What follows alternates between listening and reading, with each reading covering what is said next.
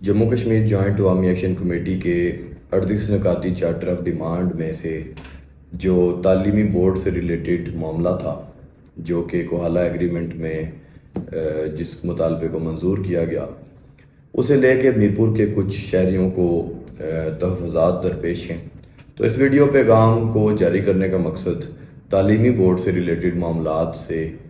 عام لوگوں کو، عام شہریوں کو، اپنے تمام تر میرپور کے رہنے والوں کو آگاہ کرنا ہے۔ میرپور تعلیمی بورڈ 1973 میں وجود میں آیا۔ آپ جانتے ہیں کہ اس وقت ریاست کی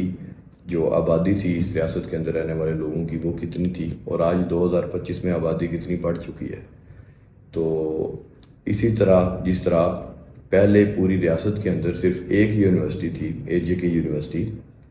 تمام تر طالب علم چاہے وہ ممبر کے تھے، میرپور کے تھے یا کسی اور شہر کے تھے، وہ مظفر آباد AJK یونیورسٹی سے منسلک تھے۔ جب وہ ڈگریز لیتے تھے BA MA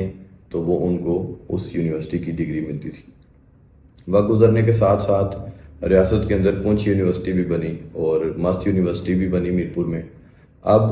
ان تمام تر طالب علموں کو جو ڈگریز کرنا چاہتے ہیں، وہ میرپور میں مست یونیورسٹی سے ایفیلیٹڈ ہوتے ہیں، تمام تر تعلیمی ادارے جو پرائیویٹ ہیں،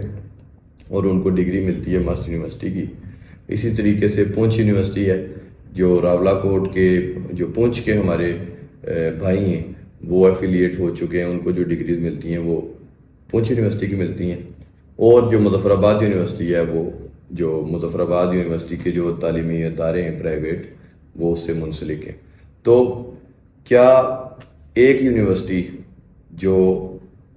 پوری ریاست کی ضرورت پوری کرنے سے قاصر تھی، وقت گزرنے کے ساتھ ساتھ اب مختلف جو ہماری ڈویژنز ہیں ان میں یونیورسٹی بنی ہے، تو اس سے لوگوں کا بھلا ہوا یا نقصان ہوا؟ اسی طریقے سے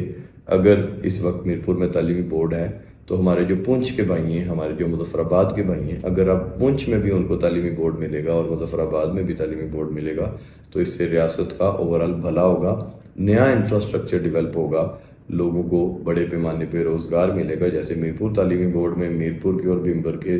جو لوگ ہیں بڑی تعداد میں وہ جابز کر رہے ہیں، اسی طرح پونچھ کے اندر لوگوں کو جابز ملیں گی، مظفر آباد میں لوگوں کو جابز ملیں گی۔ اچھا، یہ بھی ایک غلط فہمی پائی جاتی ہے لوگوں میں کہ جوائنٹ عوامی ایکشن کمیٹی شاید انفراسٹرکچر کے ڈیولپ ہونے کے خلاف ہے۔ لوگ اکثر میں نے یہ کہتے ہوئے بھی سنے، جی آپ تو ریاست کے اوپر سے